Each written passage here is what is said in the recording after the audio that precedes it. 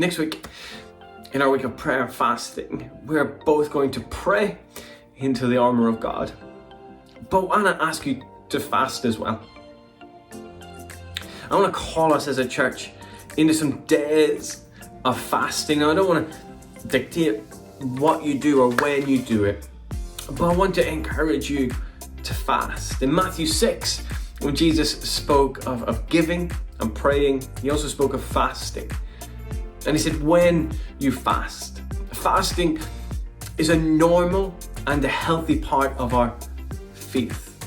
There are many things we feast and we celebrate over and we rejoice in. But there's also these moments of fasting. Fasting are moments of dedication, moments of cutting out of our lives things which aren't sinful. They are part of our normal daily habit, like eating. We cut those out in order to make more room and to create a deeper hunger and a deeper perception on the things of God. Fasting normally is cutting out food. So for Jews, when they fast, they would fast from sunrise to sunset, and they will cut out food in that period, and they will use that as a time of devotion to God. This week in my Bible reading, I've been reading about Ezra and how Ezra calls the children of Israel back to God. And part of that calling back is fasting. Part of that calling back is stripping stuff out and to have a yearning for God. It's a denying ourselves some pleasures, some good things, some nice things.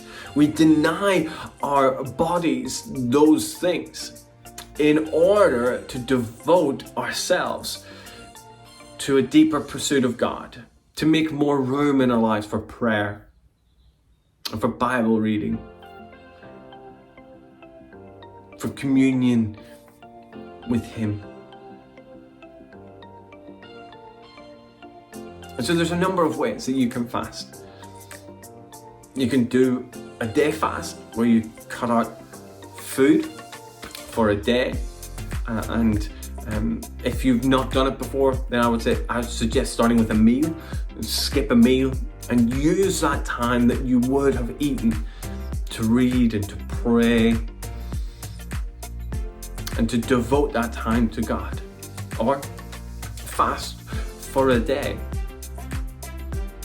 You can fast for the week, cutting out maybe social media. That's something that can really consume a lot of our time. Entertainment, cut out the Netflix, the Amazon Prime, the various entertainment YouTube, apart from our prayer and fasting stuff. But cutting down those things to create room to seek God.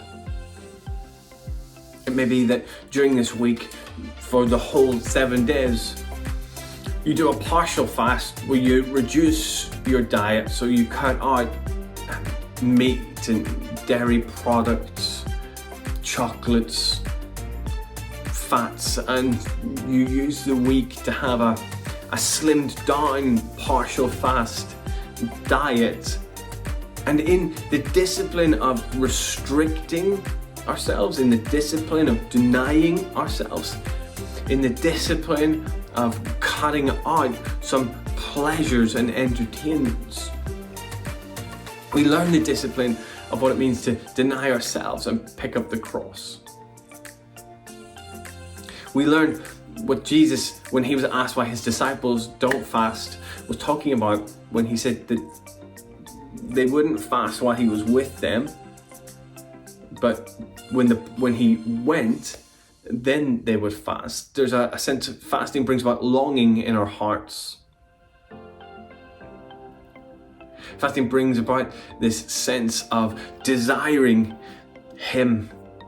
As we cut out those other things, we give the room for our love and our desires to flourish. Because in our world where we are bombarded with so much, our senses are overloaded with so many types of food, confectionery, entertainment, busyness, many things to do.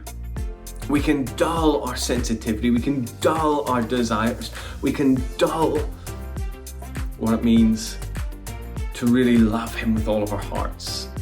And what fasting enables us to do is strip out some of those things so that we discover afresh that desire grows afresh. Our senses aren't dulled, and we know a deeper sense of communion with God. We know a deeper and a richer fellowship with God. We deny ourselves in order to know Him and to increase what it means to know Him. And so in this week of prayer and fasting, I want to encourage you to come on a journey of denying ourselves, cutting out some food or some entertainment, some other pleasure, cutting those things out, denying ourselves, so that in that place we can allow a fresh desire to grow.